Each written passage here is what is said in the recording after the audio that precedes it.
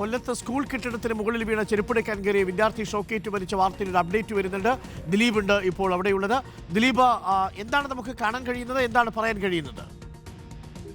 Doctor Arunkumar, ഇന്ന് രാവിലെ ആയിരുന്നു സ്കൂളിലെത്തിയ മിഥുൻ കുട്ടികളോട് കളിക്കുന്നതിൽ ആ ചെരുപ്പ് മുകളിലേക്ക് പോകുന്നു. അത് ഒരു സൺഷെയ്ഡ് പോലെ ഷീറ്റ് ആസ്പെറ്റോസ് വെച്ച് ഷീറ്റ് ഇട്ട ഒരു ഭാഗമായിരുന്നു. അതിന് മുകളിലേക്ക് ചെരുപ്പ് പോകുകയും ആ ആയിരുന്നു മിഥുൻ എന്നായിരുന്നു മറ്റു വിദ്യാർത്ഥികൾ പറയുന്നത്. അങ്ങനെ മിഥുൻ പോകുന്നതിനിടയിൽ ആ ഷീറ്റിന് മുകളിലൂടെ പോയ ലൈൻ കമ്പി ദേഹത്ത് തട്ടിയാണ് ഷോക്കേറ്റതെന്നാണ് ഇപ്പോൾ നമ്മൾക്ക് ലഭിക്കുന്ന വിവരം. പക്ഷേ ഞാൻ നേരത്തെ പറഞ്ഞതുപോലെ ഒരു സ്കൂളിന് മുകളിലൂടെ അല്ലെങ്കിൽ കെട്ടിടത്തിന് മുകളിലൂടെ ഇങ്ങനെ താഴ്ന്നു കിടക്കുന്ന ലൈൻ കമ്പി പോകുന്നുണ്ടെങ്കിൽ എങ്ങനെ ആ സ്കൂളിന് ഈ സുരക്ഷാ സർട്ടിഫിക്കറ്റ് കിട്ടി, അല്ലെങ്കിൽ അതിന് എങ്ങനെ സേഫ്റ്റി ലഭിച്ചു എന്നുള്ള കാര്യങ്ങളടക്കം പരിശോധിക്കേണ്ടതുണ്ട്. ഈ ജൂൺ മാസത്തിൽ സ്കൂൾ തുറക്കുന്നതിന് മുമ്പ് സ്കൂളിന് ഫിറ്റ്നസ് സർട്ടിഫിക്കറ്റ് നൽകും. അങ്ങനെയുള്ള ഒരു ഫിറ്റ്നസ് സർട്ടിഫിക്കറ്റ് നൽകുമ്പോൾ ആരാണ് അതിന് സർട്ടിഫിക്കറ്റ് നൽകിയത് എന്നുള്ള കാര്യങ്ങൾ അടക്കം ചോദ്യചിഹ്നമായി വരേണ്ടതുണ്ട്. കാരണം ആ ലൈൻ കമ്പി സ്കൂൾ കെട്ടിടത്തിന് മുകളിലൂടെ പോകുമ്പോൾ ഒരു കുട്ടി പോകുമ്പോൾ തട്ടി, അതായത് കുട്ടികൾ കയറും അല്ലെങ്കിൽ കുട്ടികൾ ആണ് അശ്രദ്ധമായി കുട്ടികൾ ഇടപെടും എന്നുള്ള കാര്യം മുൻകൂട്ടി കാണാതെ എന്തുകൊണ്ട്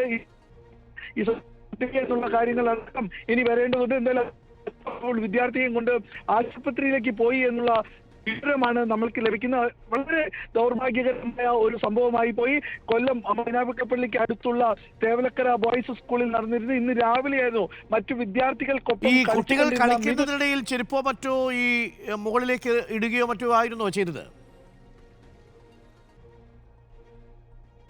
ദിലീപ, ഈ ചെരുപ്പ് മുകളിലേക്ക് പോയി എന്ന് പറയുമ്പോൾ ഈ കുട്ടികൾ കളിക്കുന്നതിനിടയിൽ മറ്റോ ചെരുപ്പ് മുകളിലേക്ക് എടുത്തെറിയുകയോ അങ്ങനെ വല്ലതും വീഴുകയാണ്? അതിനുശേഷം ഈ കുട്ടിയെ പോയി എടുക്കാൻ പോയപ്പോഴാണോ ഈ വൈദ്യുതി കമ്പിയിൽ തട്ടിയത്? അതും വലിയ KV ലൈൻ ആയിരിക്കുമല്ലോ പോയിട്ടുണ്ടാവുക. അതെ ഡോക്ടർ അരുൺകുമാർ, ഇപ്പോൾ നമ്മൾക്ക് ലഭിക്കുന്ന വിവരം കുട്ടി തനിച്ചായിരുന്നു അതിലോട്ട് കയറിയതെന്ന്, ചെരുപ്പെടുക്കാൻ പോയി എന്നാണ് പറഞ്ഞത്.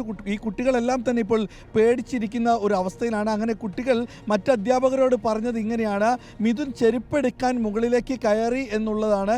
ഒരു വടിയും മിഥുൻ്റെ കയ്യിലുണ്ടായിരുന്നു എന്നുള്ളതും കുട്ടികൾ പറഞ്ഞിരുന്നു. പക്ഷേ എങ്ങനെയാണ് ഈ ലൈനിൽ തട്ടിയതെന്നോ അല്ലെങ്കിൽ എങ്ങനെ മിഥുൻ ആ ലൈനിലേക്ക് സ്പർശിച്ചു എന്നുള്ള കാര്യത്തെക്കുറിച്ചൊന്നും വിദ്യാർത്ഥികൾ പറയുന്നില്ല. വിദ്യാർത്ഥികളിൽ നിന്ന് ഈ സമയത്ത് സ്കൂളിൽ അധ്യാപകരോ മറ്റാരും എത്തിയിരുന്നില്ലേ?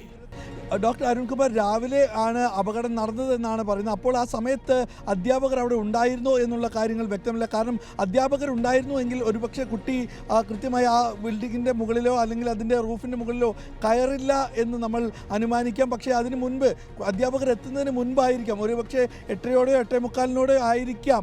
അതൊരു അനുമാനം മാത്രമാണ്, കൃത്യമായ സമയം ലഭ്യമല്ല. എന്തായാലും ഇന്ന് രാവിലെ 9 മണിയോട് കൂടി തന്നെയാണ് കുട്ടിയെ ആശുപത്രിയിലേക്ക് കൊണ്ടുപോയതെന്നുള്ളൊരു വിവരം നമുക്ക് അവിടെ നിന്ന് ലഭിച്ചിട്ടുണ്ട്. മിഥുൻ 8ാം ക്ലാസ്സിൽ പഠിക്കുന്ന മിഥുൻ മറ്റ് സഹപാഠികളോടൊപ്പം കളിച്ചുകൊണ്ടിരിക്കെ ചെരുപ്പ് ഈ കെട്ടിടത്തിന് മുകളിലേക്ക് പോവുകയും അതിന് മുകളിൽ കയറിയപ്പോൾ ഷോക്കേറ്റതാണ് അപകട കാരണമെന്നാണ് നമ്മൾക്ക് ഇപ്പോൾ പ്രാഥമികമായി ലഭിക്കുന്ന വിവരം അനുസരിച്ച് തേവലക്കര സ്കൂളിന്റെ മുകളിലേക്ക്, ആ സ്കൂളിന്റെ മുകളിലെ പാരപ്പറ്റിലേക്ക് കയറിയ വിദ്യാർത്ഥിക്കാണ് ഈ വൈദ്യുതിഘാതമേറ്റത് എന്നാണ് മനസ്സിലാക്കുന്നത്. ഇലക്ട്രിക് ലൈനിൽ നിന്ന് ഷോക്കേറ്റാണ് കുട്ടി മരിക്കാനിടയായത്. അതിൽ ഗുരുതരമായ വീഴ്ചയുണ്ടോ അതാണ് നമുക്കിനി പരിശോധിക്കേണ്ടത്. ഇപ്പോൾ നമുക്ക് കാണുന്ന ദൃശ്യങ്ങളിലേക്ക് നമുക്കൊന്ന് പോകേണ്ടതുണ്ട്.